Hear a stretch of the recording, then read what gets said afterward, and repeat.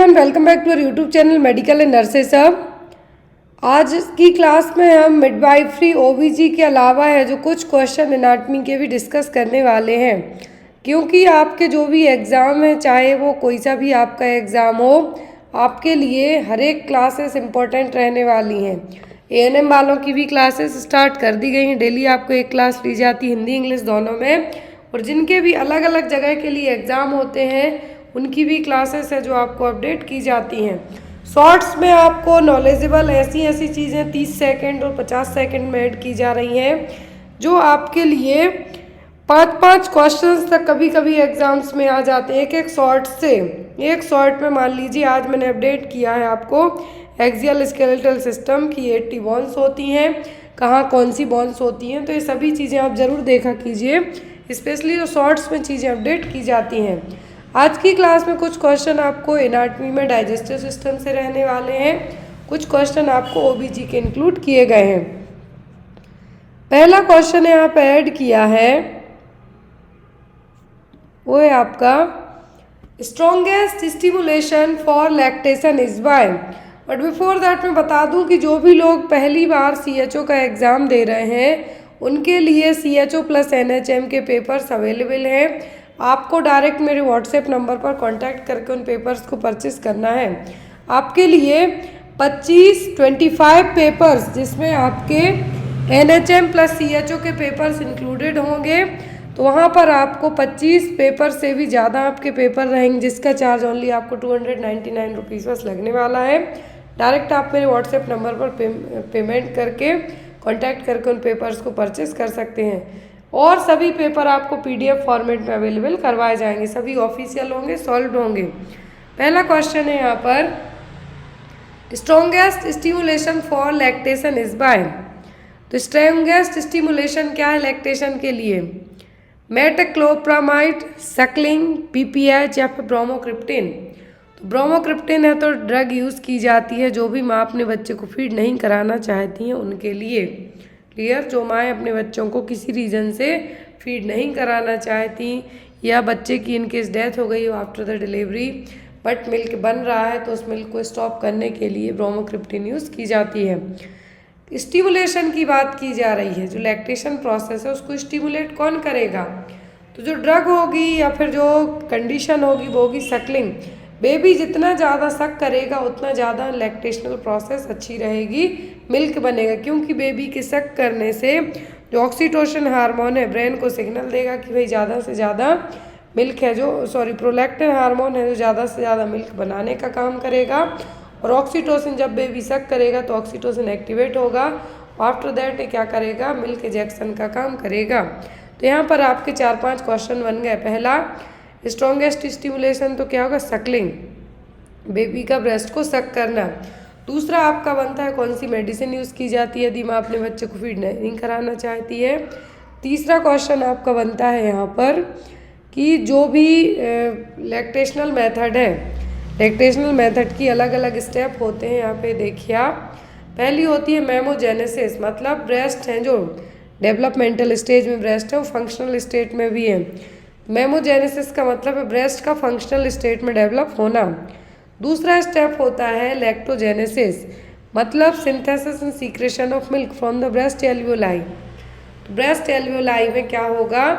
Milk का सिंथेसाइजेशन होना, और आफ्टर जब बेबी सक करेगा तो उस मिल्क का सीक्रेशन भी होना। गैलेक्टोकाइनेसिस मतलब कुछ है जो इजेक्ट किया जाना है, और यहाँ पर हेल्प करेगा oxytocin hormone, ejection of milk outside the breast. Last में प्रोसेस होती है गैलेक्टोपोइसिस। तो ऐसा नहीं है कि मिल्क बनते जा रहा, कुछ टाइम पे मिल्क ख़त्म भी होगा, तो उस प्रोसेस को मेंटेन करके रखना क्या है? गैलेक्टोपोइसिस। जैसे यूट्रस का इन्वोल्यूशन होता है कि यूट्रस वापस से अपनी नॉन प्रेग्नेंट स्टेट में रिवर्ट बैक होती है, वैसे ही यहाँ पर ब्रेस्ट भी आफ्टर जब बेबी फीड करना स्टॉप कर देते हैं, लैक्टेशनल मेथड स्टॉप हो जाती है, ब्रेस्ट भी क्या हो जाते हैं? श्रिंक हो जाते हैं, एज़ कम्पेयर टू जो ब्रेस्ट फीडिंग मदर है। और जो माएँ बच्चे को फीड नहीं कराती हैं या फिर पोस्ट लैक्टेटिंग मदर, मतलब फीड कराने के बाद बच्चे ने ब्रेस्ट मिल्क है जो छोड़ दिया है, उनमें चेंजेस देखने को मिलेंगे। तो क्या है? Involution. Clear? Next is after the delivery the doses of tablet calcium carbonate with vitamin D3। तो विटामिन B3 और कैल्शियम कार्बोनेट का कितना डोज दिया जाता है? विटामिन B3 और कैल्शियम कार्बोनेट की टैबलेट दी जाती है, कितना डोज दिया जाता है after the delivery? 1 tablet a day for 6 months, 2 tablet a day for 6 months, 2 tablet a day for 9 months या फिर 3 tablet a day for 6 months। और ये क्यों दिया जाता है?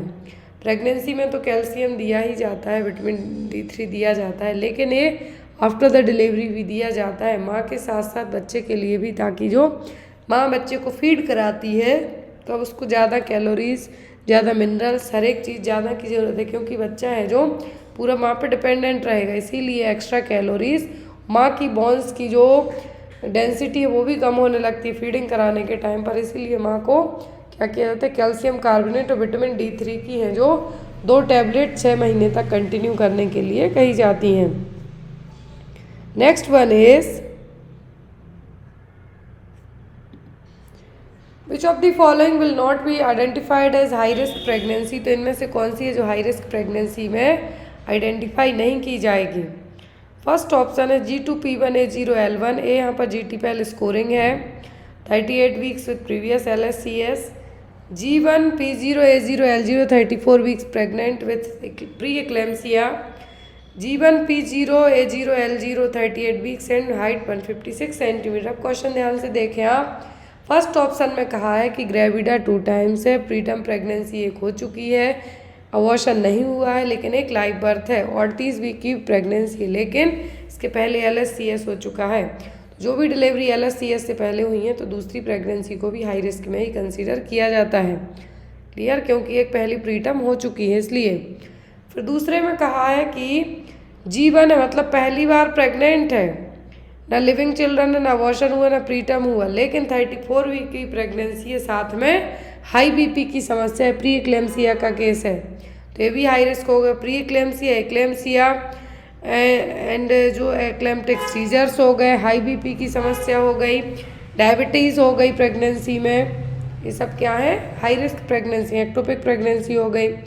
फिर नेक्स्ट ऑप्शन है G1P0A0L0 38 weeks pregnancy and height 156 centimetre. तो यहाँ पर जो हाई रिस्क प्रेगनेंसी नहीं होगी वो कौन सी होगी? वो होगी ऑप्शन नंबर C, क्योंकि पहली बार प्रेग्नेंट है, ना प्रीवियस प्रीटर्म की हिस्ट्री है, ना अबॉर्शन की है, और हाइट भी अच्छी है, 156 सेंटीमीटर है, तो यहाँ पर क्या है? नॉर्मल प्रेगनेंसी में कंसीडर की जाएगी। हाई रिस्क प्रेगनेंसी में कंसीडर किया जाता है जब माँ की उम्र या तो 16 साल से कम या फिर 35 साल से ज़्यादा हो, कुछ उसको क्रॉनिक डिसीजेज हों, जैसे कि हाई BP की समस्या हो गई, डायबिटीज़ हो गया, कार्डियोवास्कुलर और रीनल डिसीज़ हो गई, या फिर थायराइड प्रॉब्लम हो गई। थायराइड प्रॉब्लम यदि माँ को होती है तो जो होने वाला बच्चा है वो मेंटली रिटार्डेड भी कभी कभी हो सकता है, चांसेस रहते हैं। RH आइसो इम्यूनाइजेशन की कंडीशन बनी हो माँ को तो भी है जो क्या है? हाई रिस्क प्रेगनेंसी में कंसीडर किया जाएगा। स्टिल बर्थ, मतलब जो हिस्ट्री रही है प्रीवियसली माँ की है जो हिस्ट्री, मतलब पहले बच्चे यूट्रस में डेथ हुई हो बच्चे की, तो वो क्या है? हिस्ट्री में कंसीडर किया जाएगा। IUGR बेबी हो, पोस्ट टर्म प्रेगनेंसी, मतलब 42 वीक से ज़्यादा की प्रेगनेंसी हो गई हो, तब एक से ज़्यादा जेस्टेशन हो, प्रीटर्म लेबर की हिस्ट्री रही हो, मतलब पहले बच्चे 37 वीक के पहले पैदा हो गया हो, या फिर सर्वाइकल इनकॉम्पिटेंस की कंडीशन हुई हो। सर्वाइकल इनकॉम्पिटेंस का मतलब होगा कि जो सर्विक्स का जो यहाँ पर क्लोजिंग होती है म्यूकस प्लग के साथ में, लेकिन एक क्लोजिंग ना हो पाए, तब ये कंडीशन क्या, सॉरी, यहाँ पर वीक रहेगा, जिसके कारण म्यूकस प्लग बन के भी ओपन हो जाए और अबॉर्शन हो सकता है, तो ये क्या है? सर्वाइकल इनकॉम्पिटेंस की कंडीशन है। तो यहाँ पर ऐसे केसेस को क्या कंसीडर किया जाता है? High risk pregnancies. Clear? Next one, insertion of PPIUCD is done after delivery, postpartum intrauterine contraceptive device. Full form पूछा जा सकता है। MPCHO का जब पहली बार पेपर हुआ था तब PPIUCD पूछा गया था। तो PPIUCD को इंसर्ट कब किया जाएगा? After the delivery. यहाँ पर आपको क्या बताना है कि डिलीवरी के बाद कितने घंटे के बाद आपको PPICD इंसर्ट करना है, within 72 hour, within 48 hours, within 7 hour या फिर विद इन 14 आवर्स। कब PPICD है जो इंसर्ट करनी है आफ्टर द डिलीवरी, तो ये आपको विद इन 48 घंटों के, कितना 48 घंटों के है जो इंसर्ट करना है। लेकिन यदि यहाँ पर पोस्ट प्लेसेंटल तीन यहाँ पर कंडीशन दी गई हैं, या तो 4 वीक के बाद डिलीवरी के, मतलब परपीरियम पीरियड के बाद कर सकते हैं। सिजेरियन सेक्शन हुआ है तो उस टाइम पे अवॉइड करने के लिए भी कहा जाता है, और 48 घंटों का टाइम है जो दिया जाता है। नेक्स्ट वन इज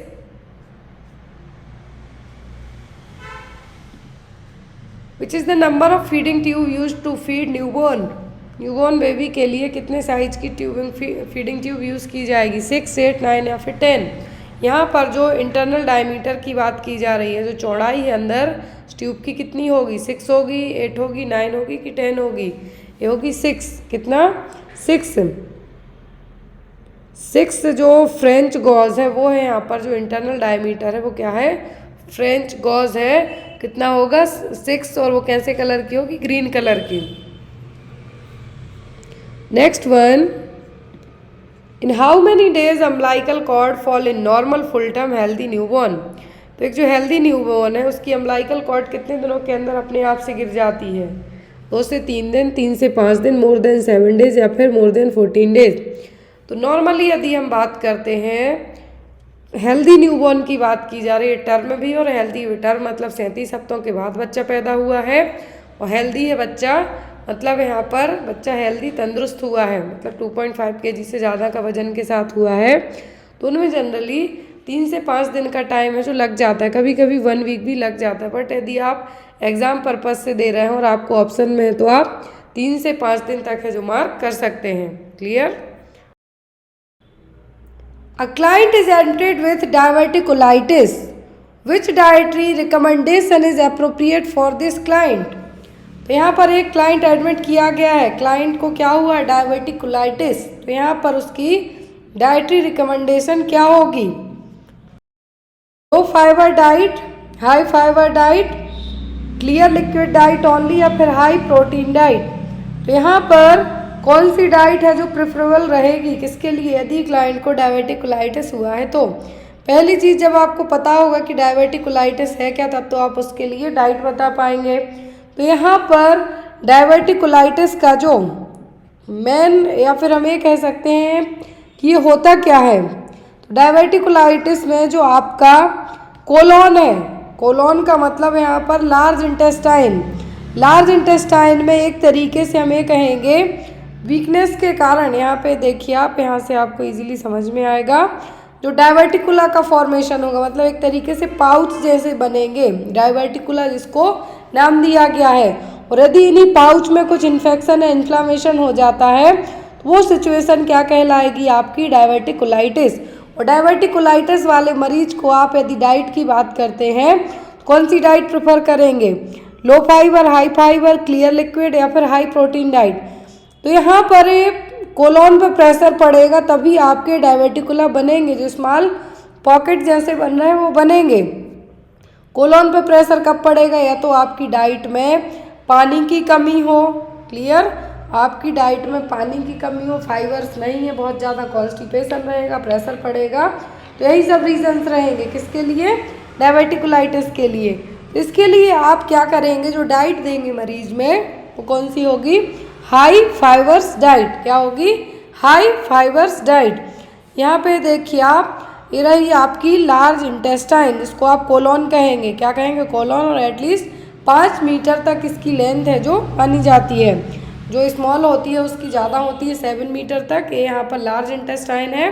तो यहाँ पर इसके जो पार्ट है, ascending colon, transverse colon, descending colon and sigmoid colon. अब होता क्या है कि जो यहाँ पर डिसेंडिंग पार्ट है या फिर कोई सा भी पार्ट हो सकता है कोलोन का। अब यहाँ पर ये पॉकेट जैसे बनेंगे, इनमें ब्लीडिंग होगी, ये क्या है, डायवर्टिकुलम कहलाएंगे, जो यहाँ पर बनेंगे। अब यदि इन्हीं में इन्फेक्शन हो जाता है तो ये कहलाएगा डायवर्टिकुलाइटिस। लेकिन जब एक से ज़्यादा जगह डायवर्टिकुलाइसिस हो जाए तब ये कहलाते हैं डायवर्टिकुलोसिस। याद रखें, ये ओनली पाउच अकेले बनते हैं, पॉकेट स्मॉल पॉकेट बनते हैं inside of your colon, it's called the diverticula. और यहाँ पर यदि इन्हीं में कुछ इन्फेक्शन हो जाए तो ये कहलाते हैं डायवर्टिकुलाइटिस। और जब इन्हीं के बहुत सारे डायवर्टिकुलम बन जाएंगे और फिर इनमें इन्फेक्शन होगा तो ये कहलाएगा डायवर्टिकुलोसिस। इसके साइन सिम्टम क्या होंगे डायवर्टिकुलोसिस के? लोअर क्वाड्रेंट एब्डोमिनल पेन, जो कि कभी कभी सीवियर भी हो सकता है। लोअर क्वाड्रेंट में एब्डोमिनल पेन होगा। डिस्टेंटेड एब्डोमेन और पैल्पेबल कोलॉन, हो सकता है कि आप अपने कोलॉन पे जब डॉक्टर पाल्पेशन करेंगे, जो भी डॉक्टर फिजिशियन आपका पाल्पेशन करेगा तो उनको एक पाल्पेबल कोलॉन भी फील होगा।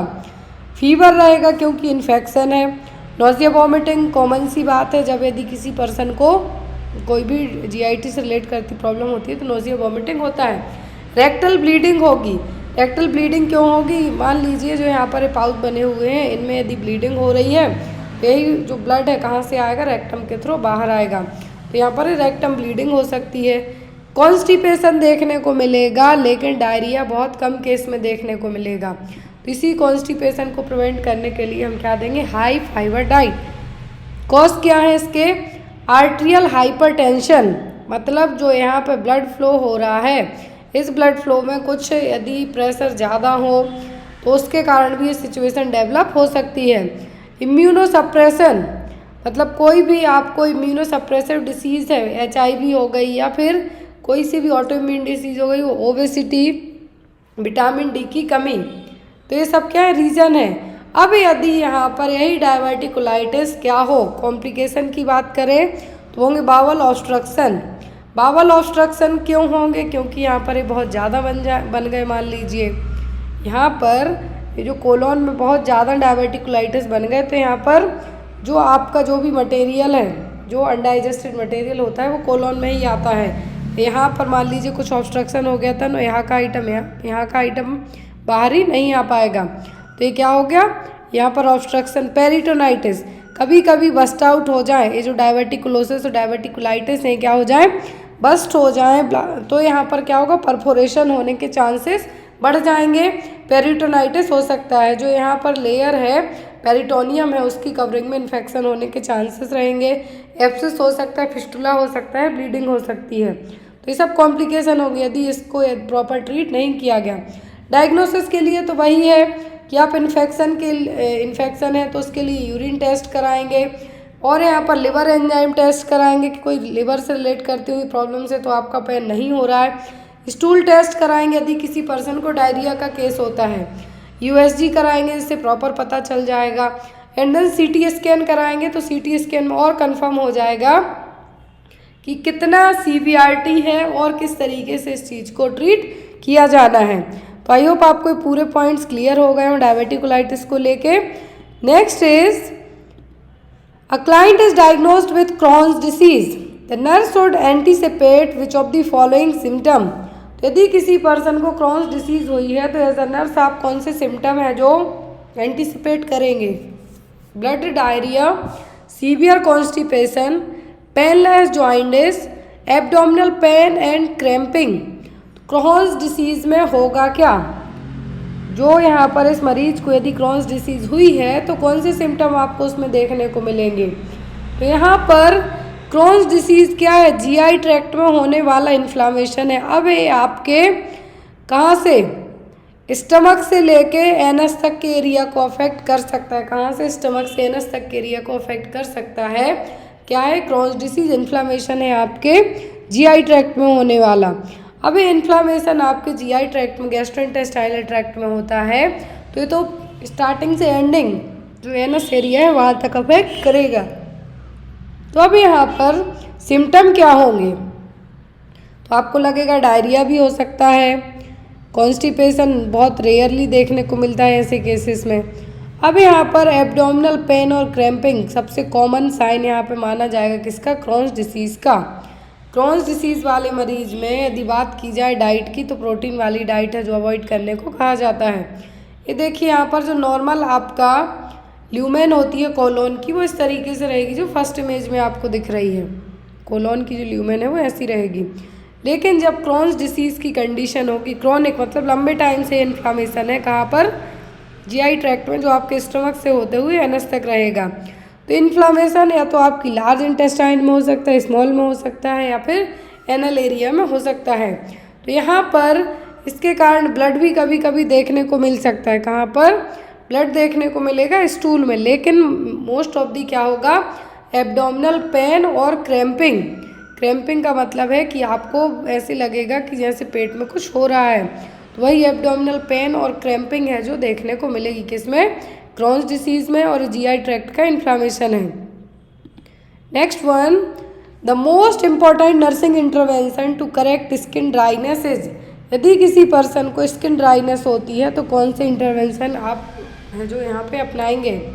Consult the dietitian about increasing the patient fat intake and take necessary measures to prevent infection. दूसरा ऑप्शन है, ask the physician to refer the patient to a dermatologist and suggest that the patient wear home laundered sleepwear. Encourage the patient to increase his fluid intake. Use non-irritating soap when bathing the patient and apply lotion to the involved area. Avoid bathing the patient until the condition is remedied and notify the physician. तो आप skin dryness के लिए क्या करेंगे, तो यहाँ पर first option में है कि डाइटिशियन को कंसल्ट करें, आपकी फैट इंटेक ले पर्सन यहाँ पर, जिससे इन्फेक्शन प्रिवेंट किया जा सके। दूसरे में है कि पेशेंट को डर्मेटोलॉजिस्ट के पास भेजा जाए। तीसरा है यहाँ पर कि फ्लूइड ले, नॉन इरिटेटिंग सोप यूज़ करें। तो यहाँ पर ये चीज़ है जो क्यों अपनाई जाएगी स्किन इंटेग्रिटी के लिए। स्किन ड्राइनेस यदि हुई है तो आप कैसे मैनेज कर पाएंगे इस चीज़ को, आप यहाँ पर पर्सन को इनकरेज करें कि आप ज़्यादा फ्लूइड लें, नॉन इरिटेटिंग सोप यूज़ करेंगे तो जो भी आपकी स्किन में ड्राइनेस है, और कभी कभी ड्राइनेस के कारण स्किन ब्रेक भी रहती है और यहाँ से आपको इन्फेक्शन होने के चांसेस हो जाते हैं।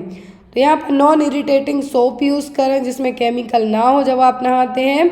और आफ्टर दैट बाथिंग आप लोशन अप्लाई करें, मॉइस्चराइज रहेगी स्किन, तो आपको इन्फेक्शन होने का और स्किन ड्राई होने का चांसेस है जो कम रहेंगे। तो यहाँ पर आप कौन सा मेजर अपनाएंगे, encourage the patient to increase his fluid intake, use non irritating soap when bathing the patient and apply lotion to the involve area. तो इससे आप ड्राइनेस, स्किन ड्राइनेस के लिए क्या कर सकते हैं, ठीक कर सकते हैं। Next is when bathing a patients extremities, the nurse should use long firm strokes from the distal to the proximal area. The technique, और this technique, जब भी आप पर्सन को क्या कर रहे हैं, एक्सट्रीमिटीज़ को नहला रहे हैं, क्लीन कर रहे हैं, एज अ नर्स आप क्या यूज़ कर रहे हैं, फर्म स्ट्रोक यूज़ करते हैं जो कि डिस्टल से प्रॉक्सिमल एरिया तक यूज़ किए जाएंगे। इस टेक्निक का एम क्या है, provides an opportunity for skin assessment, avoid undue strain on the nurse, increase venous blood return, cause vaso construction and increase the circulation. तो यहाँ पर पेशेंट की एक्सट्रीमिटीज़ जब आप क्लीन करते हैं तो एज अ नर्स आप फर्म और लॉन्ग स्ट्रोक क्यों यूज़ कर रहे हैं डिस्टल टू प्रॉक्सिमल एरिया में, ताकि वीनस ब्लड रिटर्न को क्या किया जाए, इंक्रीज किया जाए। जब ये वीनस ब्लड रिटर्न यहाँ पर क्या होगा, डिस्टल टू प्रॉक्सिमल एरिया में फ्लो होगा, तो यहाँ पर वीनस स्टेसिस को आप प्रिवेंट कर सकते हैं। और एक गुड पर्सनल हाइजीन के साथ साथ आपके लिए जो ब्लड फ्लो है उसके लिए भी हेल्पफुल रहेगा। तो यहाँ पर आपको क्या करना है, पर्सन के लिए आप जो लॉन्ग फर्म स्ट्रोक्स यूज़ करते हैं डिस्टल टू प्रॉक्सिमल एरिया में, क्यों कर रहे हैं वो आप, ताकि इंक्रीज वीनस ब्लड रिटर्न हो सके। Next is vivid dreaming occurs in which stage of sleep. तो विविड ड्रीमिंग किस स्टेज में स्लीप की आपको सपने ज़्यादा आते हैं, stage 1 non RAM rapid eye movement stage, stage 2 non RAM delta stage. तो 4 स्टेज होती हैं स्लीपिंग पैटर्न की। विविड ड्रीमिंग मतलब जब आप बहुत गहरी नींद में होते हैं तभी आपको सपने आते हैं, ऐसा नहीं कि आपको लेटते ही साथ आए, वो आप भूल जाते हैं कभी कभी। तो यहाँ पर जब आपको सपने आते हैं मतलब आप बहुत गहरी नींद में जा रहे हैं, और ये होता है आपका कब, रैपिड आई मूवमेंट स्टेज में, REM में। किसमें, REM में। फर्स्ट होती है NREM, कौन सी, NREM। Non rapid eye movement stage, जिसमें आप जैसे ही लेटे हुए हैं आप, लेकिन आपके 5 से 10 मिनट वाली उसमें क्या हो जाएगी, नींद खुल जाएगी। Wakefulness and sleeping. फिर दूसरी होती है सेकंड स्टेज, कौन सी, NREM, non rapid eye movement stage second. तो यहाँ पर बॉडी टेम्परेचर कम होगा, हार्ट रेट कम होगी, आपका ब्रेन है जो गहरी नींद के लिए आपको क्या करेगा, भेजेगा एक तरीके से हम कहेंगे। तो होती जनरली लास्ट अप्रॉक्सीमेट 20 मिनट तक की। फिर NREM जिसमें आपकी मसल रिलैक्स होती हैं, BP जो BP है आपका ब्रीदिंग रेट है नॉर्मल रहेगा, आप गहरी नींद में चले जाएंगे। डीपेस्ट स्लीप सबसे यदि पूछें तो होती है NREM स्टेज थर्ड में। फिर जब आपको सपने आना स्टार्ट होते हैं, इस टाइम पे आपका ब्रेन बहुत एक्टिव हो जाता है, आपकी बॉडी रिलैक्स रहेगी, इमोबिलाइज्ड रहेगी और आपको सपने आते हैं, वो आँखें जिसमें आपकी ऐसे घूमेंगी, तो वो कहलाती है rapid eye movement stage. Vivid dreaming कब होगा आपका, रैपिड आई मूवमेंट स्टेज में। Next is the natural sedative in meat and milk products that can help induce the sleep is. तो यहाँ पर मीट और मिल्क प्रोडक्ट जैसे कि गर्म दूध हो गया, उसमें ऐसा कौन सा नेचुरल सेडेटिव होगा जिससे आपको नींद आएगी। फ्लोराजेपाम, टेमाजेपाम, मेथोट्राइमेप्राज़ीन या फिर ट्रिप्टोफैन। क्या होगा नेचुरल सेडेटिव, मतलब आपने कुछ मिलाया नहीं है, ना मीट में मिलाया है ना ही मिल्क के प्रोडक्ट में, स्पेशली गर्म दूध में, लेकिन आपको उनके खाते ही साथ आपको नींद आना स्टार्ट हो जाती है। Induce the sleep. तो क्या कौन सा यहाँ पर होगा, फ्लोराजेपाम होगा, टेमाजेपाम होगा, मेथोट्राइमेप्राज़ीन होगा कि ट्रिप्टोफैन होगा। तो नेचुरल सेडेटिव्स का काम यहाँ पे आपका क्या करेगा, वो होगा ट्रिप्टोफैन। क्या करेगा, ट्रिप्टोफैन। जैसे आपके घर में जो नानी दादी मम्मी लोग हैं वो क्या कहती हैं, गर्म दूध पी के अच्छी नींद आती है। क्यों, क्योंकि इसमें एक ऐसा आइटम रहेगा कि गर्म दूध, गुनगुना दूध पीने से आपको नींद क्यों आएगी, क्योंकि इसमें क्या है, ट्रिप्टोफैन है, और इसी ट्रिप्टोफैन के कारण आपको नींद आना स्टार्ट होगी। ये ट्रिप्टोफैन क्या नेचुरल सेडेटिव है। यहाँ पे अदर ऑप्शन दिए हुए हैं, फ्लोराजेपाम, टेमाजेपाम और मेथोट्राइमेप्राज़ीन। तो यहाँ पर हिप्नोटिक सेडेटिव्स हैं। क्या, हिप्नोटिक सेडेटिव्स हैं।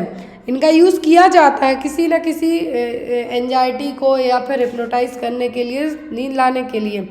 लेकिन नेचुरल की बात करें तो मिल्क और मिल्क प्रोडक्ट में ट्रिप्टोफैन नाम का अमीनो एसिड होगा। क्या होगा, ट्रिप्टोफैन नाम का अमीनो एसिड होगा, जो अमीनो एसिड आपके सोने के लिए, स्लीप को प्रमोट करने के लिए हेल्पफुल रहेगा।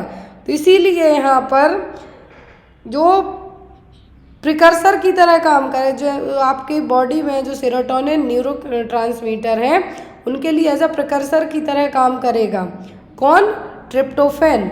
और ट्रिप्टोफैन एक अमीनो एसिड है जो आपके स्लीप के लिए बहुत ज़्यादा हेल्पफुल है। और जो खाने पीने की चीज़ें हैं इनमें ये बेसिक मतलब कुछ कम लिमिट में पाया जाता है, लेकिन ये एज अ नेचुरल सेडेटिव की तरह काम करेगा, तो कहलाएगा tryptophan. Next one is Kubler-Ross 5 successive stage of death and dying are. Kubler-Ross की थ्योरी है जो यहाँ पर उसके 5 स्टेज होती हैं डेथ, डाइंग की, ग्रीफ की। तो वो कौन सी हैं, ऑप्शन में anger, bargaining, denial, depression, acceptance.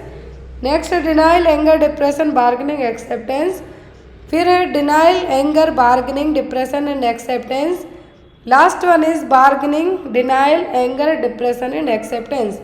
Kubler-Ross की जो 5 सक्सेसिव स्टेज है डेथ और डाइंग पेशेंट के लिए, वो क्या है, सबसे पहले आप फिर कोई भी हो डिनाई करेगा। करेगा डिनाई, मतलब मैं नहीं, दूसरे में गुस्सा आएगी बहुत, तीसरे में कहेगा भाई मैं नहीं, किसी और को हो जाए प्रॉब्लम, चौथे में वो एट द एंड डिप्रेशन में चला जाएगा और एंड में वो सब चीज़ें एक्सेप्ट कर जाएगा। तो इस चीज़ को क्या कहा गया है, कुबलर-रॉस की थ्योरी, जो डाइंग के लिए, ग्रीफ पर्सन के लिए, डेथ वाले के लिए कंसिडर की जाती हैं। Next is which of the following planes divided the body longitudinally into anterior and posterior region. कौन सा प्लेन है, हमने अलग अलग तरीके के प्लेन पढ़े, फ्रंटल, सेजाइटल, मिड सेजाइटल और ट्रांसवर्स, कोरोनल, ये सब प्लेन पढ़े हुए हैं हमने। तो यहाँ पर जो प्लेन आपकी बॉडी को एंटीरियर और पोस्टीरियर वे में लॉन्गिट्यूडनली डिवाइड करेगा वो कौन सा प्लेन है? फ्रंटल, सेजाइटल, मिड सेजाइटल या फिर ट्रांसवर्स प्लेन? तो कौन सा प्लेन है जिसमें आपकी बॉडी आगे के हिस्से में और पीछे के हिस्से में बट जाती है, डिवाइड हो जाएगी? तो वो कहलाता है आपका फ्रंटल प्लेन। कौन सा? फ्रंटल प्लेन और कोरोनल प्लेन। ये देखिए, आगे वाला हिस्सा एंटीरियर और पीछे वाला पोस्टीरियर कहलाएगा। तो यहाँ पर एक क्या है? कोरोनल प्लेन और फ्रंटल प्लेन। सेजाइटल प्लेन की बात करें हम तो आपकी बॉडी लेफ्ट और राइट में, इसमें लेफ्ट और राइट पोर्शन में डिवाइड हो जाएगी। मिड सेजाइटल और पैरासेजाइटल प्लेन फिर ये कहलाएगा। राइट साइड का राइट पोर्शन, लेफ्ट साइड का लेफ्ट पोर्शन। तो यहाँ पर मिड सेजाइटल और पैरासेजाइटल है। फिर आपका आता है ट्रांसवर्स और क्रॉस सेक्शनल प्लेन, मतलब आपकी बॉडी अपर और लोअर पार्ट में और सुपीरियर और इन्फीरियर पोर्शन में डिवाइड होगी, तो वो कहलाता है ट्रांसवर्स। तो यहाँ पे देखें आप, यदि आपको कहते हैं ट्रांसवर्स, तो ट्रांसवर्स का मतलब है कि आपकी बॉडी सुपीरियर और इन्फीरियर में डिवाइड हो गई है।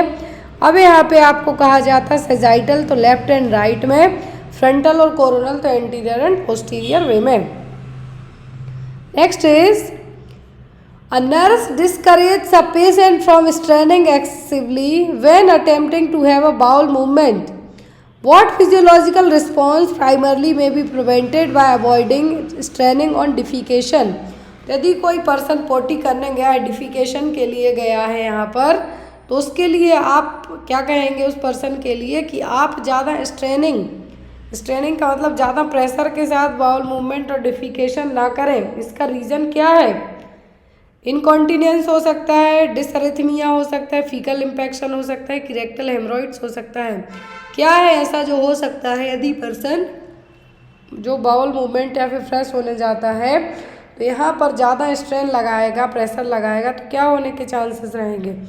तो वो जो यहाँ पे होगा सबसे रिस्की होगा वो होगा डिसअरिथमिया। क्या होगा? डिसअरिथमिया। इनकॉन्टिनेंस होने से कोई प्रॉब्लम नहीं होगी उतनी, लेकिन डिसअरिथमिया से प्रॉब्लम आपको हो सकती है। इसीलिए स्ट्रेनिंग ऑन डिफिकेशन, तो यहाँ पर पर्सन को क्या होगी? सांस रोकने की ज़रूरत पड़ती है, जिसके कारण सांस रोकेंगे आप यहाँ पर जब, तो इंट्राथोरैसिक कॉन्ट्राक्रैनियल प्रेशर क्या होगा? बढ़ेगा। और जब ये बढ़ेगा तो यहाँ पे आपको हार्ट अटैक, डिसअरिथमिया आने के चांसेस भी हो सकते हैं। तो यहाँ पर स्ट्रेन एट स्कूल, जब आप स्ट्रेनिंग के साथ में बहुत प्रेशर के साथ स्टूल पास करते हैं तो आपका बीपी भी बढ़ सकता है, और बीपी कभी कभी ट्रिगर आउट होकर पर्सन को क्या करेगा? कंजेस्टिव हार्ट फेलियर, एरिथमिया भी हो सकता है। बहुत सारे केस में आपने सुना होगा कि बाथरूम में ही डेथ हो गई, तो हो सकता है ये रीज़न रहा हो। तो यहाँ पर यदि कोई स्ट्रेनिंग जो बाउल मूवमेंट के टाइम पे या फिर फ्रेश अप होने जाता है तो डिफिकेशन के लिए स्ट्रेन अवॉइड करने को क्यों कहा जाता है? ताकि डिसअरिथमिया या फिर ज़्यादा प्रेशर लगने से बीपी आपका हाई ना हो, हार्ट अटैक ना आ जाए, कंजेस्टिव हार्ट फेलियर ना हो जाए। Next one, HIV-1 belongs to one of the following families of retrovirus, which one? तो HIV-1 जो वायरस है ये कौन सी फैमिली से, रेट्रोवायरस की कौन सी फैमिली से बिलोंग करता है? लेंटिवायरस, टेकीवायरस, पैरोमोवायरस या फिर पैरवोवायरस? तो HIV-1 है जो कौन सी कैटेगरी से बिलोंग करेगा रेट्रोवायरस की? तो ये बिलोंग करेगा आपका लेंटिवायरस से। किससे? लेंटिवायरस से। रेट्रोवेडा फैमिली सबको पता है HIV की, लेकिन इसी रेट्रोवायरस फैमिली की कौन सी एक और जो इंटरनल फैमिली है जिससे बिलोंग करेगा तो होगा लेंटिवायरस फैमिली। जो HIV-1 है किससे बिलोंग करेगा? यहाँ पर रेट्रोवायरस फैमिली का जो जीनस यहाँ पे पूछा है वो क्या होगा? लेंटिवायरस। क्या है? Lentivirus. Next is, you are caring for a high risk pregnant client who is in a life threatening situation. The fetus is also at risk for death. Clinical decisions are being made that concern you because some of these treatment and life saving measures promote the pregnant woman's life at the same time that they significantly jeopardize the fetus life and viability. And other decision can preserve the fetus life at the expense of the pregnant woman's life. Which role of the nurse is the priority at this time? ये question आपको नॉर्सेट में आ सकता है, specially नॉर्सेट जो नॉर्सेट हो गया, PGI हो गया, उस वहाँ के एग्जाम में क्वेश्चन आते हैं। तो यहाँ पर एक क्वेश्चन ऐसा है, आपने ये चीज़ मूवीज़ में बहुत देखी होगी कि माँ को बचाएं या बच्चे को बचाएं, दो में से किसी एक को बचा सकते हैं। उस टाइप की सिचुएशन की बात की जा रही है कि हाई रिस्क प्रेगनेंसी वाली एक क्लाइंट एडमिट है हॉस्पिटल में, आप उसकी केयर करते हैं। अब वहाँ पर उसको कुछ ऐसी प्रॉब्लम है कि फीटस भी हाई रिस्क पर है, कि मतलब या तो फीटस जो बच्चा है यूट्रस में उसको बचा सकते हैं आप, या माँ को बचा सकते हैं, फिर दोनों की जान है जो जा सकती है। तो ऐसे केस में एज अ नर्स आप कौन सा रोल निभाएंगे? केस मैनेजर का, कोलैबोरेटर का, कोऑर्डिनेटर का, या फिर एडवोकेसी का? क्वेश्चन का आंसर आप लोग दीजिए कि आपने मूवीज़ खूब देखी हैं, खूब सीरियल देखे हैं, कहा जाता है कि या तो माँ बच सकती है, बच्चा बच सकता है, किसको बचाएंगे आप? और यदि बचाते हैं आप तो यहाँ पर आपका कौन सा रोल प्ले होगा? केस मैनेजर का, कोलैबोरेटर का, कोऑर्डिनेशन ऑफ केयर का, कि एडवोकेसी का? तो ऐसे केस में आपने जो कुछ भी पढ़ा है, जो कुछ भी अपना पढ़ा है, आपको एथिक्स आपके इसीलिए पढ़ाए जाते हैं, लॉ इसीलिए पढ़ाए जाते हैं। तो ऐसे केस में आप एज एन एडवोकेसी का रोल प्ले करेंगे। वो इसलिए रोल प्ले करेंगे कि यहाँ पर मान लीजिए फैमिली कहती है बच्चे को बचाइए, माँ की जान को भी खतरा है, तो आप यहाँ पे क्या करेंगे? तो एज आपकी ड्यूटी होगी यहाँ पर एज एन एडवोकेट की। एडवोकेट का मतलब है यहाँ पर कि आपको जो भी आपके सीनियर्स हैं उनसे सलाह लेना है, जो भी हॉस्पिटल की रूल्स एंड पॉलिसी हैं वो सभी चीज़ें चेक करनी है। तो यहाँ पर वो सिचुएशन आपकी कहलाएगी क्या? एडवोकेसी। कोऑर्डिनेटर ऑफ केयर यहाँ पे आपका नहीं होगा, ना ही आप यहाँ पे उनको सांत्वना दे सकते हैं। 100% तो आप किसी भी चीज़ में नहीं कह सकते कि हाँ सब ठीक हो जाएगा, और ना ही ये केस मैनेजर के तौर पे रहेगा। ये होगा आपका एडवोकेसी के तौर पर, क्योंकि दोनों की जान को खतरा है। नेक्स्ट वन, और यदि इनकेस आपने अपने मन की कर ली तो आपके जो लीगल एथिक्स हैं, आप पर लीगल इम्प्लीकेशन भी हो सकते हैं। भले आपने कंसेंट साइन करवाए हो, लेकिन इसीलिए आप यहाँ पे क्या करेंगे? एज ए एडवोकेसी के तौर पर आप अपने सीनियर से सलाह लेंगे, आपके जो भी डॉक्टर्स हैं, जो भी हॉस्पिटल की पॉलिसीज़ हैं, वो सभी चीज़ें फॉलो करेंगे। Next one is, your client has an allergy to both penicillin and latex. Which of these pathophysiological facts should you apply when you are providing to this client? तो यदि आप किसी मरीज में, आपको पता है कि इस मरीज को पेनिसिलिन और लेटेक्स दोनों से क्या है? एलर्जी है। तो यहाँ पर आप यदि किसी को ये मेडिसिन देते हैं तो इनमें से कौन सी पैथोफिजियोलॉजिकल फैक्ट्स हैं जो आप चेक करेंगे? The sensitising dose of penicillin can lead to anaphylaxis. The second dose of penicillin can lead to distributive shock. Next, you should be aware of the fact that about 10% of the population has an allergy to both penicillin and latex. You should be aware of the fact that 20% of the population has an allergy to both penicillin and latex.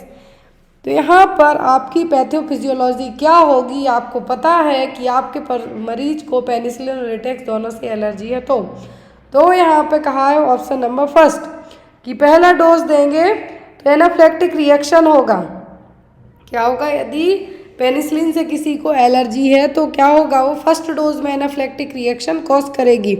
लेकिन यदि आपको पता ही है कि मरीज को आपके penicillin से एलर्जी और आपने जाके इंजेक्शन लगा दिया उसको पेनिसिलिन भर के, तो मरीज को डिस्ट्रीब्यूटिव शॉक हो सकता है और जिसके कारण उसकी जान भी जा सकती है। तो ऐसे केस में आपका जो आंसर आएगा वो क्या होगा? The second days of penicillin can lead to distributive shock. क्या होगा? डिस्ट्रीब्यूटिव शॉक है जो कॉज कर सकता है सेकेंड डोज, क्योंकि आपके मरीज को ऑलरेडी पेनिसिलिन और लेटेक्स से क्या है? एलर्जी है। फर्स्ट डोज की मानेंगे कि हाँ एनाफ्लेक्टिक शॉक होगा, लेकिन सेकेंड डोज यदि आपने दे दिया, चाहे आपको पता भी है कि उसको है ये चीज़, तो मरीज को डिस्ट्रीब्यूटिव शॉक के कारण उसकी डेथ हो सकती है। Next is vertigo is due to problem in. तो वर्टिगो किस में प्रॉब्लम होने के कारण होगा? Middle ear, external ear, tympanic membrane या फिर इनर ईयर। तो जो वर्टिगो की प्रॉब्लम है, जो मेनर्स डिसीज आपने पढ़ी है उसमें ये जो देखने को मिलेगी, आपके कान में क्या लगेगा? जैसे कुछ स्पिनिंग सेंसेशन हो रहा है। क्या है? आपके कान में लगेगा कि जैसे कुछ स्पिनिंग सेंसेशन हो रहा है, और ये होता है इनर ईयर में। कहाँ पर? जो कोक्लियर वाला पार्ट होगा, वेस्टिबो कोक्लियर पार्ट, वहाँ पर। तो ये कहाँ की प्रॉब्लम है? आपके इनर ईयर की। यहाँ पर आपको लगेगा कि कुछ है जो कान में घूम सा रहा है। क्या है?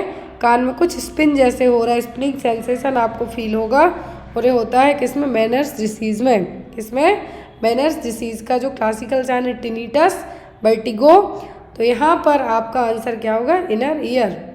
Next is surgical repair of hernias. तो हर्निया को सर्जिकली रिपेयरिंग करने की प्रोसेस क्या कहलाएगी, लेप्रोस्कोपी, फिस्टुलेक्टोमी, हर्नियोक्टोमी या फिर हर्नियोरेफ्री। टोमी का मतलब तो काट के सीधा अलग कर देना, सर्जिकली काटना इंसिजन लगा के, तो वो है यहाँ पर हर्नियोटोमी। लेकिन यहाँ पर रिपेयरिंग की बात की जा रही, तो जब भी रिपेयरिंग की बात की जाए तो रिपेयरिंग का मतलब होता है रेफ्री, और ये क्या होगा यहाँ पर, हर्नियोरेफी। क्या कहलाएगा, herniorrhaphy. Next one, the purpose of deep palpation is to assist. तो जब भी आपका पाल्पेशन किया जाता है, जो नर्सिंग असेसमेंट, जो एब्डोमिनल असेसमेंट होता है, तो उसमें जब डीप पाल्पेशन किया जा रहा है तो इसका एम क्या होगा, स्किन टर्गर चेक करना, टेम्परेचर चेक करना, हाइड्रेशन चेक करना, कि ऑर्गन्स को चेक करना। किसके लिए असेस किया जाता है यहाँ पर, तो यहाँ पर जो असेसमेंट किया जाएगा वो किया जाएगा डीप पाल्पेशन ऑर्गन के लिए, लिवर, स्प्लीन, ये सभी चीज़ें आपकी चेक की जाती हैं किससे, डीप पाल्पेशन के थ्रू। इंटरनल ऑर्गन्स को असेस करने के लिए क्या किया जाता है, डीप पाल्पेशन।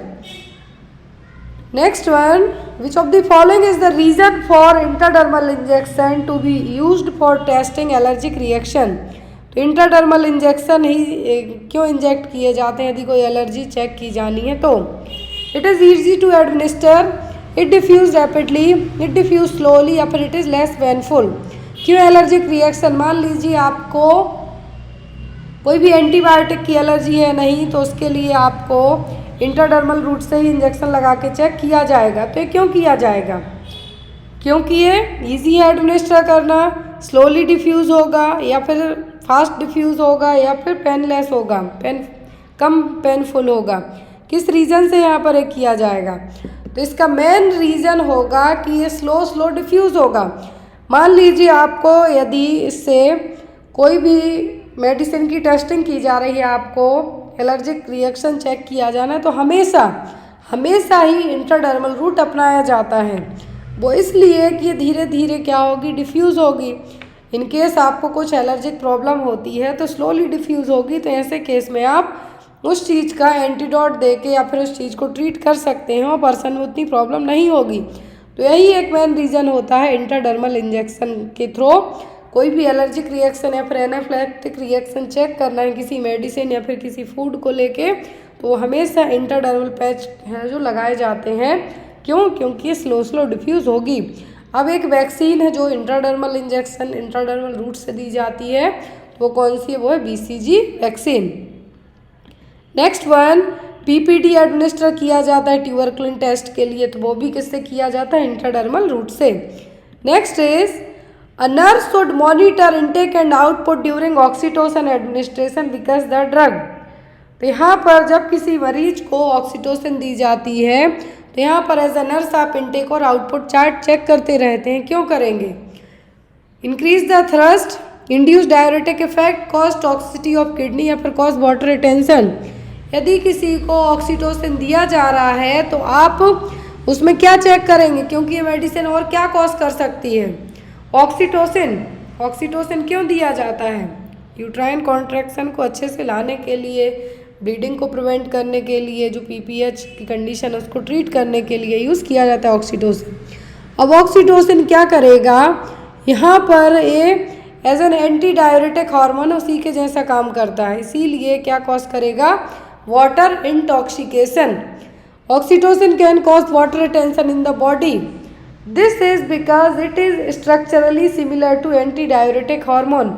जो वैसोप्रेसिन और ADH हार्मोन है स्ट्रक्चर के मामले में उसी के जैसा है। तो जब ऑक्सीटोसिन और ADH दोनों रिलीज किए जाते हैं कहाँ से, पोस्टीरियर पिट्यूटरी ग्लैंड से आपके ब्लड में, तो ADH क्या करेगा, आपके ब्लड में पानी कितना होना चाहिए उसको रेगुलेट करेगा। लेकिन यदि जब आपको लंबे टाइम तक ऑक्सीटोसिन इन्फ्यूज़ किया जाएगा तो यही चीज़ हाइपोनेट्रेमिया का रीज़न भी बन सकती है, वाटर रिटेंशन का रीज़न भी बन सकती है, जिसके कारण आपका सिर दर्द होगा, मसल क्रैम्प होंगे। और यहाँ पर क्या किया जाएगा, मरीज में वाटर इंटॉक्सिकेशन की सिचुएशन डेवलप हो सकती है। तो जब भी यदि किसी मरीज को ऑक्सीटोसिन एडमिनिस्टर किया जाता है तो एज अ नर्स आप क्या चीज़ चेक करेंगे कि मरीज आपको अचानक से तो नहीं बता रहा है कि उसको बहुत ज़्यादा पेन हो रहा है, हेडेक हो रहा है, नोजिया हो रहा है, मसल क्रैम्प्स हो रहे हैं। वो इसलिए होगा क्योंकि उसको क्या हो गया है, वाटर इंटॉक्सिकेशन की सिचुएशन डेवलप हो गई है इसलिए। तो यहाँ पर आपका आंसर क्या होगा, कॉज वाटर रिटेंशन और cause water intoxication. Next one, what is the beginning sign of pressure sore. तो प्रेशर सोर का बिगनिंग साइन क्या है, स्वेलिंग, कूलनेस, नमनेस या फिर डिस्कलरेशन। तो यहाँ पर प्रेशर सोर का जो बिगनिंग साइन की बात की जा रही है वो कौन सा है, प्रेशर सोर, डेक्यूबिटस अल्सर, ये सभी एक ही हैं। इसका जो फर्स्ट साइन होता है वो होता है डिस्कलरेशन। क्या होगा, डिस्कलरेशन देखने को मिलेगा। तो यहाँ पर आपका आंसर क्या होगा, डिस्कलरेशन। फर्स्ट साइन की बात की जा रही, बिगनिंग साइन तो क्या है, डिस्कलरेशन। अब यहाँ पे देखिए आप, इसके लिए एक स्केल यूज़ की जाती है डेक्यूबिटस अल्सर और प्रेशर सोर के लिए, तो क्या कहलाती है, ब्रेडन स्केल। कौन सी, ब्रेडन स्केल। इसमें मिनिमम स्कोरिंग 6 होती है, मैक्सिमम स्कोरिंग 23 होती है। जैसे आपने ग्लासगो कोमा स्केल की मैक्सिमम 15 होती है, 3 से नीचे आ जाए मतलब मरीज कोमा में चला गया है। वैसे ही ब्रेडन स्केल की जो मैक्सिमम स्कोरिंग होती है 23 का मतलब पर्सन में ऐसी कोई भी प्रॉब्लम नहीं है। तो यहाँ पर जो ब्रेडन स्केल है यूज़ की जाएगी किसके लिए, डेक्यूबिटस अल्सर और प्रेशर अल्सर के लिए। प्रिवेंट कैसे कर सकते हैं आपको ये भी आता है प्रेशर अल्सर, तो बार बार फ्रिक्वेंटली पर्सन की पोजीशन को चेंज करके एवरी 2 आवर में, ताकि ब्लड सर्कुलेशन प्रॉपर होते रहे, तो प्रेशर सोर डेवलप ना हो पाए। नेक्स्ट इज स्वे back appearance is seen in child with the. स्वे बैक अपीयरेंस देखने को मिलेगा कौन से बच्चे में, काइफोसिस वाले में, लॉर्डोसिस वाले में, टेलीपेस वाले में कि ऑल ऑफ दी अबव में। किस तरीके के बच्चे में स्वे बैक अपीयरेंस देखने को मिलेगा, स्वान की नेक होती है उस तरीके की बात की जा रही है, तो किस में देखने को मिलेगा, ये देखने को मिलेगा लॉर्डोसिस वाले पर्सन में। किसमें, लॉर्डोसिस वाले में। तो यहाँ पर आपका आंसर क्या होगा, लॉर्डोसिस। एक डिफॉर्मिटी है स्पाइन बोन, जो बैकबोन है आपकी स्पाइन है उसकी डिफॉर्मिटी, जिसमें पर्सन का जो जैसे स्वान होता है उस तरीके से आपकी वर्टिब्रा रहेगी, और यहाँ पर मोर देन नॉर्मल से है जो ज़्यादा क्या रहेगी, इनवर्ड रहेगी। बैक कर्व क्या है, अंदर की तरफ रहेगी। इसके कारण बच्चा कैसा दिखेगा, स्वे बैक, जो स्वान की नेक होती है उस तरीके से। तो यहाँ पर क्या है, sway back appearance and it's seen in the lordosis. Thoracic वे में, थोरेसिक जो आपका वर्टिब्रल कॉलम है वहाँ पर प्रॉब्लम होगी तो काइफोसिस कहलाएगी, लंबर एरिया में होगा तो lordosis. Next is which type of epithelium is efficient in generating new cells to replace dead cells damaged by mechanical friction. कौन से टाइप के एपिथेलियल टिश्यू में ये ताकत रहेगी या फिर नई सेल्स को जनरेट करेगा, पुरानी जो डेड सेल्स हैं उनको डैमेज करके बाय मैकेनिकल फ्रिक्शन के। कौन से ऐसे एपिथेलियल टिश्यू हैं, ट्रांजिशनल, कॉलमनार, स्ट्रेटिफाइड या फिर स्क्वेमस एपिथेलियम। क्वेश्चन आते हैं एग्जाम में तो आपको ज़रूरी नहीं यही सेवा एपिथेलियल में से आपको कोई से भी क्वेश्चन आ सकते हैं। यहाँ पर जो कहा गया है कि न्यू सेल्स को रिप्लेस करेगा, जो डेड सेल्स हैं उनको डैमेज करेगा मैकेनिकल फ्रैक्शन से, और जो नई सेल्स हैं उनको रिप्लेस किया जाएगा।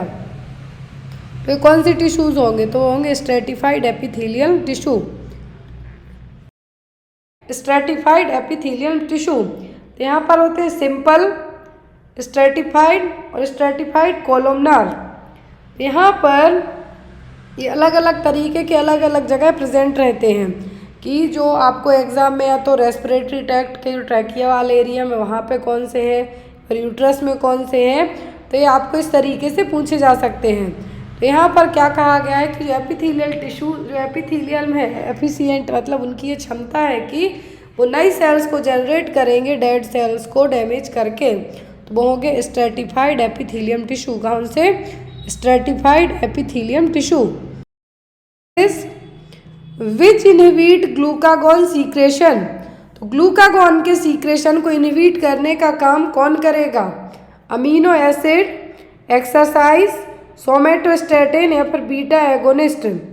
तो ग्लूकागॉन एक हार्मोन है, पैंक्रियाज रिलीज करती है किसके लिए? ग्लूकागॉन को। अब इसी ग्लूकागॉन के सीक्रेशन को इनहिबिट करने का काम कौन करेगा? तो यहाँ पर ग्लूकागॉन का सीक्रेशन कौन करेगा? पैंक्रियाज की जो अल्फा सेल्स हैं, बीटा रिलीज करती हैं इंसुलिन को, अल्फा रिलीज करती हैं किसको? ग्लूकागॉन को। अब इस ग्लूकागॉन का यदि सीक्रेशन होता है तो इसको इनहिबिट मतलब सप्रेस करने का काम कौन करेगा? तो इसको सप्रेस करने का काम कौन करेगा? वो करेगा सोमेटोस्टैटिन। कौन करेगा? सोमेटोस्टैटिन। तो यहाँ पर आपका आंसर क्या होगा? सोमेटोस्टैटिन। एग्जाम में आपको आ सकता है कि रिलीज कौन करेगा ग्लूकागॉन को? पैंक्रियाज की अल्फा सेल्स। कौन सी? अल्फा सेल्स, जो आइसोलेट्स ऑफ लैंगरहैंस में सेल्स है, alpha beta gamma, alpha beta delta. तो अल्फा करेंगी ग्लूकागॉन को, बीटा करेंगी इंसुलिन को, और जो यहाँ पर डेल्टा सेल्स हैं वो सोमेटोस्टैटिन को। सोमेटोस्टैटिन है जो यहाँ पर क्या है?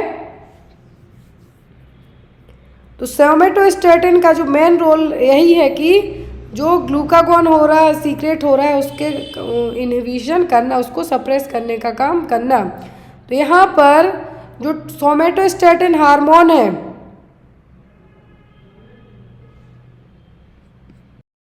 उनके अलावा इंसुलिन को भी सप्रेस करने का काम करेगा। जो दूसरे हार्मोन रिलीज होते हैं उनको सप्रेस करने का काम करेगा। तो यहाँ पर सोमेटोस्टैटिन क्या है? एक हार्मोन ही है ये भी, लेकिन एक ग्लूकागॉन को क्या करेगा? सप्रेस करेगा, इनहिबिट करेगा। Next is iron is absorbed almost entirely इन। तो जो आयरन का एब्जॉर्प्शन है कहाँ पे होता है? इलियम, ड्यूडेनम, स्टमक या फिर जेजुनम में। तो आयरन है जो आयरन है कहाँ पे इसका एब्जॉर्प्शन होगा? आयरन का मोस्ट ऑफ द एब्जॉर्प्शन होता है ड्यूडेनम में। स्मॉल इंटेस्टाइन के पार्ट हैं इलियम, ड्यूडेनम, जेजुनम, तो सबसे ज़्यादा कहाँ पे होता है? ड्यूडेनम में। Next is bite cells are seen in. तो बाइट सेल्स किस में देखने को मिलेंगी? इम्यून हीमोलाइसिस में, G6PD डेफिशिएंसी में, मलेरिया में, कि नन ऑफ द अबव में। तो बाइट सेल्स किस में देखने को मिलेंगी? बाइट सेल्स देखने को मिलेंगी G6PD डेफिशिएंसी में। किस में? G6PD डेफिशिएंसी में। जो ग्लूकोज 6 फास्फेट डिहाइड्रोजनेस की कमी होगी, जिसमें आपका हीमोग्लोबिन है, जिसमें आपका हीमोग्लोबिन में क्या देखने को मिलेगा? Oxidative stress cause haemoglobin to denature and form Heinz bodies. तो ये देखिए 3 क्वेश्चन आपके कवर होते। पहला G6PD में वाइट सेल्स देखने को, वाइट जो काटने वाली सेल्स हैं, वाइट सेल्स देखने को मिलेंगी और हीमोलाइसिस कॉज करेंगी। क्या करेंगी? हीमोलाइसिस कॉज करेंगी, और इसी हीमोलाइसिस के कारण बनेंगी हेंस बॉडीज। कौन सी? Heinz bodies. Next one, which of the following method is adopted for opening the airway is suspected spinal cord injury. यदि किसी मरीज को क्या है? स्पाइनल कॉर्ड इंजरी सस्पेक्ट हुई है, यहाँ पर एयरवे ओपन करने के लिए क्या मेथड अपनाई जाएगी? हेड टिल्ट मेथड, चिन लिफ्ट मेथड, जा थ्रस्ट मेथड या फिर हेलमिंथ मेथड। कौन सी मेथड अपनाई जाएगी? यदि किसी मरीज को स्पाइनल कॉर्ड इंजरी सस्पेक्ट है तब आप अपनाएंगे जा थ्रस्ट मेथड। कौन सी? जा थ्रस्ट मेथड। मरीज को क्या हुआ है? यहाँ पर स्पाइनल इंजरी होने के चांसेस हैं, सस्पेक्ट है कि उसको हो सकती है। तो यदि मरीज को सर्वाइकल की है तो हेड टिल्ट, चिन लिफ्ट अपनाएंगे, लेकिन स्पाइनल है तो यहाँ पे क्या करना है? आपको जा थ्रस्ट मैन्यूवर अपनाना है। Next one is what technique of assessment helps to determine ketoacidosis. तो कीटो एसिडोसिस के लिए आपकी बॉडी में कीटोन बॉडीज हैं, तो कीटो एसिडोसिस के लिए कौन सा असेसमेंट अपनाया जाएगा? ऑप्शन में है यहाँ पर पाल्पेशन, इंस्पेक्शन, ऑस्कल्टेशन या फिर ऑल्फैक्शन। तो यहाँ पर कौन सा टेस्ट अपनाया जाए, कौन सा असेसमेंट टेक्निक यूज़ की जाएगी कीटो एसिडोसिस के लिए? तो वो होगी यहाँ पर ऑल्फैक्शन। कौन सी? ऑल्फैक्शन। इसमें आपको एक तरीके से जब आप सांस छोड़ेंगे तो आपकी सांस से फ्रूटी सेंटेड स्मेल आएगी। एक तरीके से क्या होगी? फ्रूटी सेंटेड ब्रीथ रहेगी, कन्फ्यूजिंग रहेंगे और स्मेल आएगी। तो वो क्या है? यहाँ पर कीटोन बॉडीज आपकी यहाँ पे पता चल जाएंगी प्रेजेंट हैं या नहीं। Next is 8th cranial nerve affect, तो यदि 8वें नंबर के क्रेनियल नर्व में कुछ प्रॉब्लम हो जाए, क्या प्रॉब्लम होगी? टच अफेक्ट होगा आपका, टच, टेस्ट, स्मेल या इक्विलिब्रियम। 8वें नंबर की क्रेनियल नर्व है कौन सी, जब तो पता रहेगा आपको। वेस्टिबो कोक्लियर नर्व, कौन सी? वेस्टिबो कोक्लियर नर्व। यदि इसमें कुछ भी प्रॉब्लम होती है तो आपको बॉडी बैलेंस में प्रॉब्लम होगी। क्या होगी? बॉडी बैलेंस में प्रॉब्लम होगी, इक्विलिब्रियम आपका डिस्टर्ब रहेगा। तो 8वें नंबर की क्रेनियल नर्व क्या है? Vestibulo cochlear nerve. Next one, which of the following is not included in the symptom of hypoglycaemia. Hypoglycaemia मतलब ब्लड ग्लूकोज लेवल डाउन चला गया। क्या क्या प्रॉब्लम सब होगी किसी एक को छोड़कर, नॉट इंक्लूडेड। ड्राई लिप्स होंगे, सेकीनेस होगी, ट्रिमर्स टाइप से लगेंगे, ब्लड विजन होगा, फ्रूट ब्रीथ ऑर्डर होगा, सब कुछ होगा किसी एक को छोड़कर। तो फ्रूट ब्रीथ ऑर्डर होता है डायबिटिक कीटो एसिडोसिस में, किसमें? कीटोन बॉडीज रहेंगी तब। लेकिन हाइपोग्लाइसीमिया में ड्राई लिप्स रहेंगे, सेकीनेस होगी, फेंट, आपको चक्कर आएंगे, ब्लड विजन रहेगा। आप ही मान लीजिए आपको इवन नहीं भी है शुगर, आप दिन भर से कुछ मत खाइए, शाम तक आपका क्या हाल होगा? आपके होंठ सूख जाएंगे, हाथों में आपको लगेगा कि कुछ हिल सा रहा है, शेकिंग होगी, चक्कर टाइप से आएंगे, बहुत ज़्यादा आपको वीकनेस फील होगी, ब्लड विजन होगा, सब क्या है? हाइपोग्लाइसीमिया के साइन है। Next is longest muscle in the human body. Human body की सबसे लंबी मसल कौन सी है? बाइसेप्स, ट्राइसेप्स, सार्टोरियस या फिर क्वाड्रिसेप्स। तो ह्यूमन बॉडी की सबसे लंबी मसल की, लॉन्गेस्ट मसल्स की बात की जा रही है तो वो है आपकी क्या? Sartorius muscle. कौन सी? Sartorius muscle. इस क्वेश्चन का आंसर आप लोग कमेंट बॉक्स में देंगे। क्वेश्चन है, within what period of post delivery should RHD immunoglobulin be given to appropriate candidates to prevent NTD isoimmunisation. तो यहाँ पर आफ्टर द डिलीवरी मतलब पोस्ट डिलीवरी की बात की जा रही है कि जो RHD इम्यूनोग्लोबुलिन दिया जाता है जो कि NTD आइसो इम्यूनाइजेशन से प्रिवेंट करने के लिए दिया जाता है, तो कितने घंटे के अंदर आपको देना है? 12 आवर, 24 आवर, 72 आवर्स या फिर 80 आवर्स। यही सेम क्वेश्चन मैं आपको कम्युनिटी पोस्ट में ऐड करने वाली हूँ। जो भी लोग हैं जो इसका आंसर, करेक्ट आंसर जानते हैं, प्लीज़ कमेंट बॉक्स में कमेंट करके बताइए। कम्युनिटी पोस्ट में भी ये क्वेश्चन रहेगा तो वहाँ पे भी आप है जो आंसर दे सकते हैं। आई होप आपको आज की क्लास अच्छी लगी हो। कोई भी डाउट रह जाते हैं तो आप बेझिझक होके पूछ सकते हैं। Thank you for watching us. Bye bye, take care, good night.